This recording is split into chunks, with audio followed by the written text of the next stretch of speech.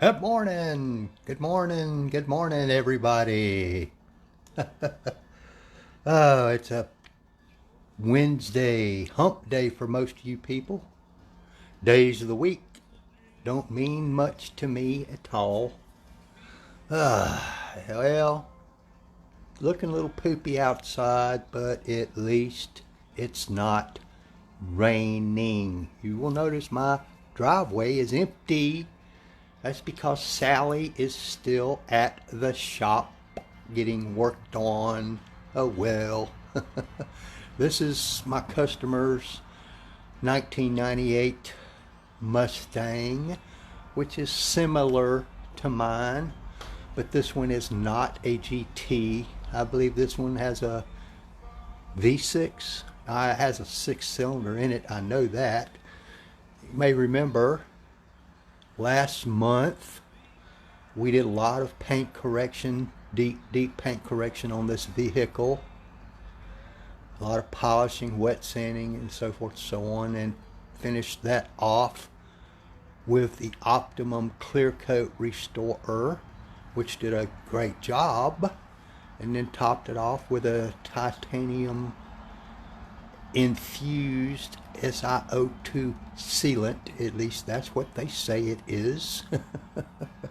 So I had to wash this car again because he drove it over here in the rain, which is not his fault, blah blah blah, but did a maintenance wash on it, and then I had to do a quick buff over the entire vehicle, which is about the only way to remove that sealant that I had put on there, which is not a big deal. It didn't take all that long.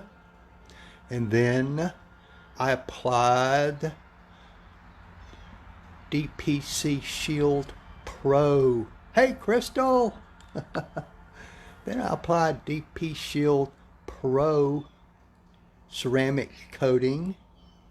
It had cured sufficiently enough now that the humidity level is down somewhat, so that earlier this morning, and all this has been a little difficult. I'm still wounded, y'all. That's still kind of swollen. It's sore. I kept banging it into stuff yesterday while I was working on this car, so I essentially did this whole car one-handed. Hey, improvise, adapt, and overcome, right, Crystal? Where have I heard that before, huh? Tell me down in the comments below, because I know you know. I know you know from your former brotherhood prior to coming to work with me at Wild Bill's. I know you know where that motto come from. But as you folks can see, and I'm going to get back on this car here in a little while. I'm going to spiff up the tires and wheels a little bit for them because they're nasty. This wasn't part of this package, but I can't leave it undone. I just got to do it. But I was just going to take a minute to show you, see these towels here. You know, you guys that are using towels that you buy around town, hey Jimmy, are doing yourself a disservice. You need some good towels. There are no good microfiber towels available on the retail level. I'm telling you, I've tried them all. These, see how thick and plush that is? Very absorbent. Will not scratch your car, or at least a very minimal amount. Hey, Miss Farmer, how you doing, Benita?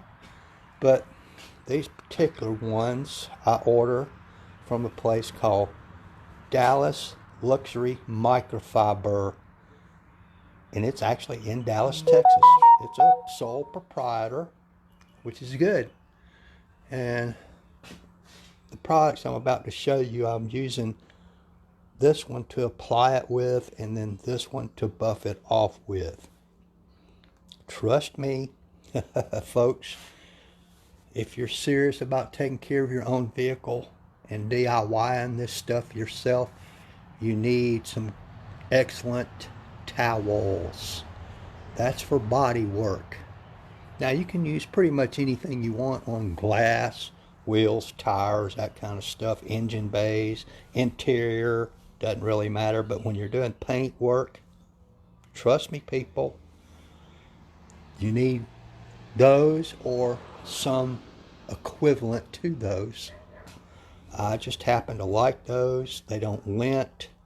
They wash up well. And when you're washing your microfiber towels, people, you don't want to wash them in a detergent that has stuff in it. For try not to get too technical with y'all. An example of a good detergent to wash these in is all free and clear. No perfumes, nothing like that.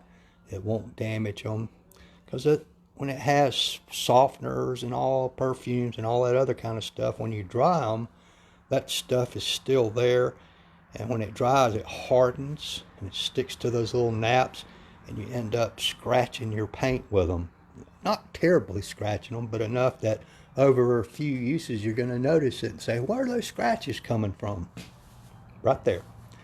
A lot of times. So get you some of these, wash them properly. Some of the people in my other detail groups, they just wash them in water and vinegar, which a lot of times I throw a little vinegar in there as well. And then you just dry, if you want to dry them, they're best left to air dry. But if you're going to dry them in the dryer, don't put a softener sheet in with them or nothing like that. Put them in there by themselves, low heat, because it don't take much to dry these. And in fact, for certain applications, they work a little better when they're slightly damp. Trust me on that. And the products that I topped the ceramic coating with this morning, you don't have to top a ceramic coating, but I do, just for extra added level of protection, a little bit more gloss and luster. And as you can see, of course, this thing turned out really well. For those that you remember when I did this car about a month ago, it turned out pretty well, but I think it's gone up just a notch or two from having this, just the clear coat restore on it now with the ceramic coating. And the big difference is between a wax or a sealant and a ceramic coating, a true ceramic coating. Now, I'm not talking about this junk you buy at the local auto parts store that says ceramic on it or says ceramic coating. Trust me, it is not a ceramic coating. A true ceramic coating is extra gloss, blah, blah, blah. It has a little bit of filling capabilities, and it adds luster and shine to your vehicle. And most waxes and sealants, in terms of longevity, are rated in a matter of months. Ceramic coatings last for years. And what I'm going to suggest to this young man is he bring it back to me. The way it is now, this should last 2-3 years, the way it is right now, because I put the coating, the ceramic coating on yesterday, and then I put the titanium infused SiO2 sealant on it, and then over that I put a topper, which I will show you guys in a minute or two. So it should last a few years if he maintains it properly. But now it's got the ceramic coating over the clear coat. It's got those two products over that. So there's a couple of layers of protection from like water spotting. It will help minimize scratching, that sort of thing. And if it does occur, will make it easier to remove. But what I'm going to suggest to him is that in a few months, 2 to 6 months, he'd bring it back and let's put another coat of ceramic coating on it. And then, hey, Mr. Mark, then he will be looking at 4 years plus of protection. But it's just up to him. It's just a matter of money. But Mark, you recognize those towels, buddy? I just finished talking about those. I don't know if you ever ordered you some or not. They came from DPC. But over the top of the ceramic coating that I put on, this is what they claim is a titanium infused SiO2 sealant. That's what I put over that. Easy to apply. Hey, thanks, Mark. A car this size, it takes almost no time to go around the car. Basically what you do is you spray this stuff on, you work it in with one towel, which I use the darker colored towel for application. Give it just a second or two and then buff it with another clean towel, which I used about 4 towels, maybe 5 or 6, to go around this car because I believe in working clean. That is the best way to avoid micro scratches. I don't want to put scratches in a car I just spent, all day long getting the scratches out. And then after I got that stuff on, I put this over the top of that. This is a top coat protectant.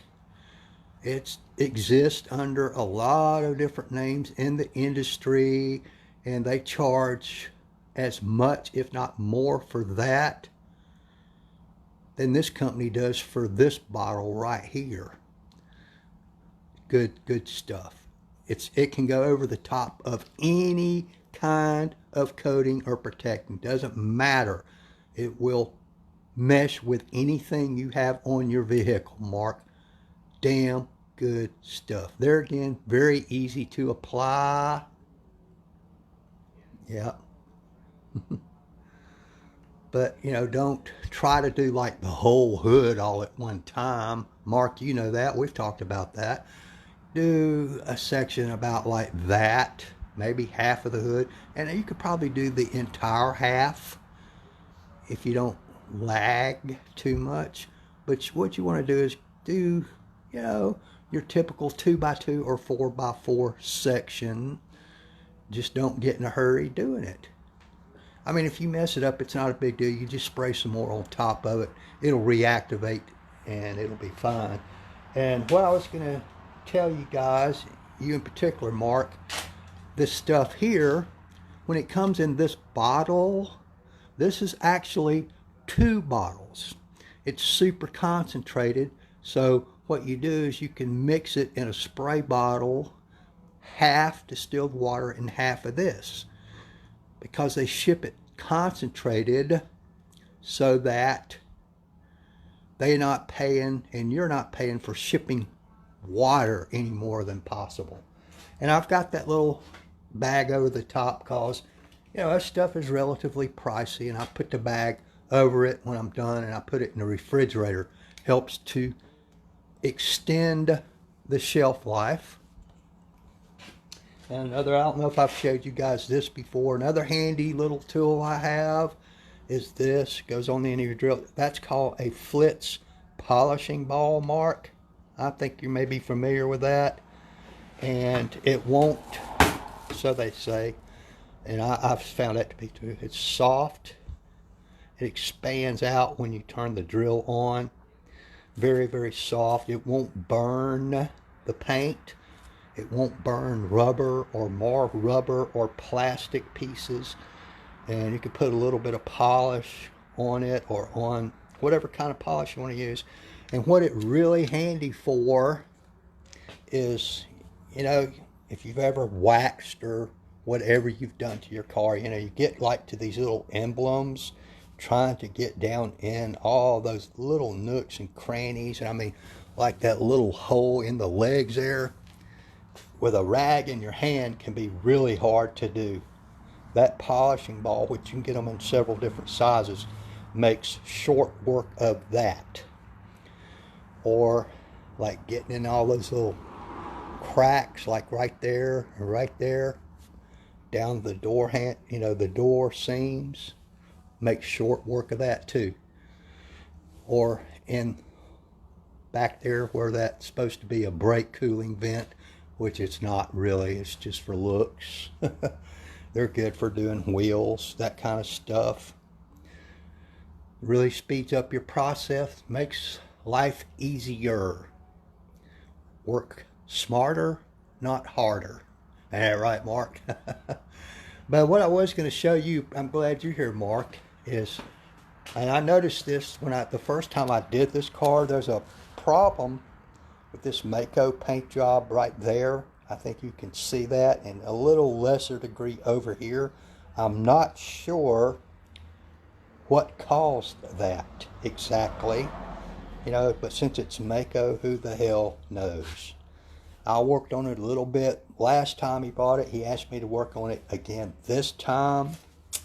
I just very lightly buffed it, Mark, and I tried putting the Optimum Clear Coat Restorer over it, hoping that would make it look much better. I don't think it had any effect on it whatsoever. In fact, I think it brought out the defect a little bit more than it was before. I don't know. We'll have to see. It's just one of those things, you can't make this into a show car with a cheap Mako paint job on it. But other than that, it looks pretty good. I mean, there's some defects in this paint due to it being a cheap paint job that no amount of detailing can fix because they're just too deep into the paint itself. It's too risky. Like right here, there's some stuff. I don't know if I can pick it up in the light for you guys right there, but that's not on the surface of the paint. That's down in the paint. Can't get to it. Can't get to it. Nothing you can do about that except gloss it over, and it's difficult to see unless you catch the light just right. And I see another one up there. I mean, they're all over the car, but it's not a show car. It's a daily driver. You don't want show car perfection on a vehicle you're going to drive every day. You will work yourself to death.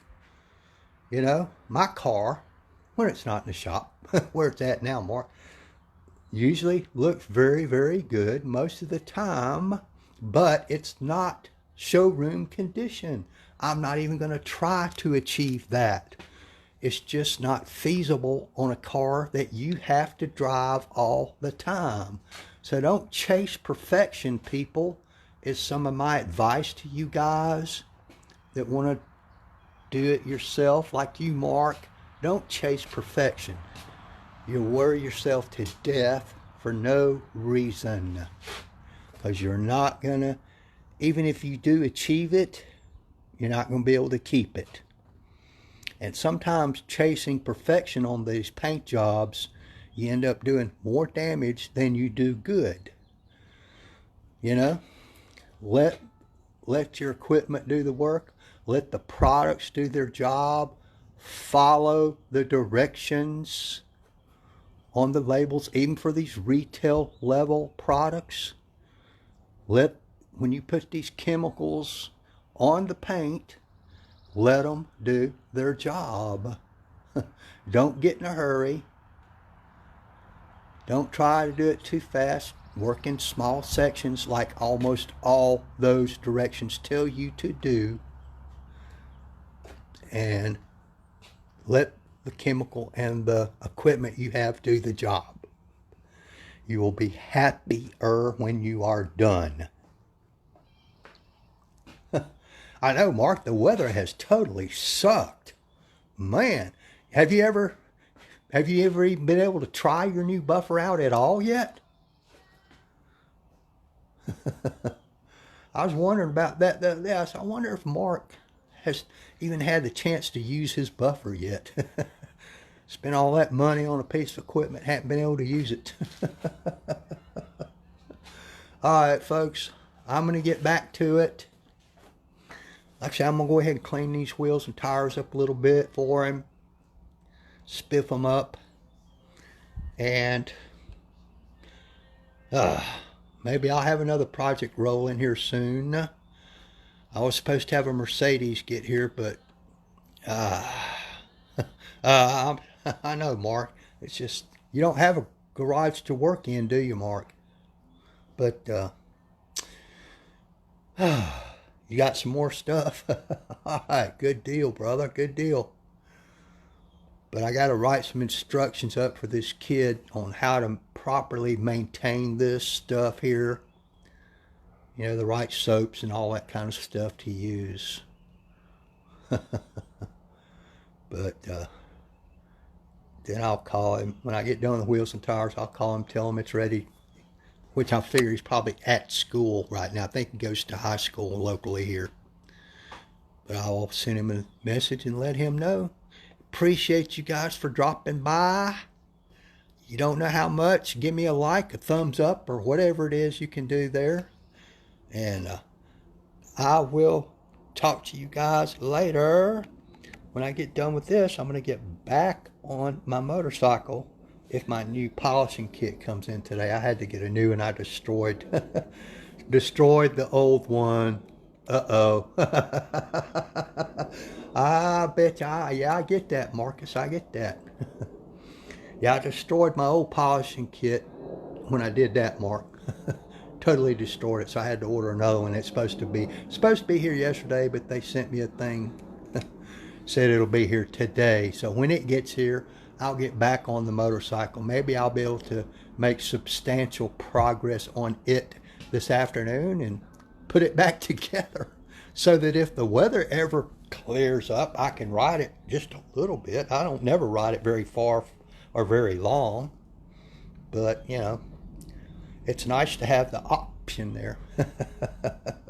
Well, tell her, Mark, just pull it out just long enough for you to buff. That's all she's got to do. And plus, you could try it out on her car. Duh. You need to get that thing out and play with it. I'm liking mine. I like mine a lot. I couldn't use it very much on this car, Mark, because even though like some of those panels are big, where you can use the, what is it, a 5-inch pad on there, they're so curvy, it didn't want to work good. So I had to drop down to the 3-inch mark, which is okay. It's not a very big car. All right, buddy. Take care. Tell your wife I said hey. And I'll talk to you guys later.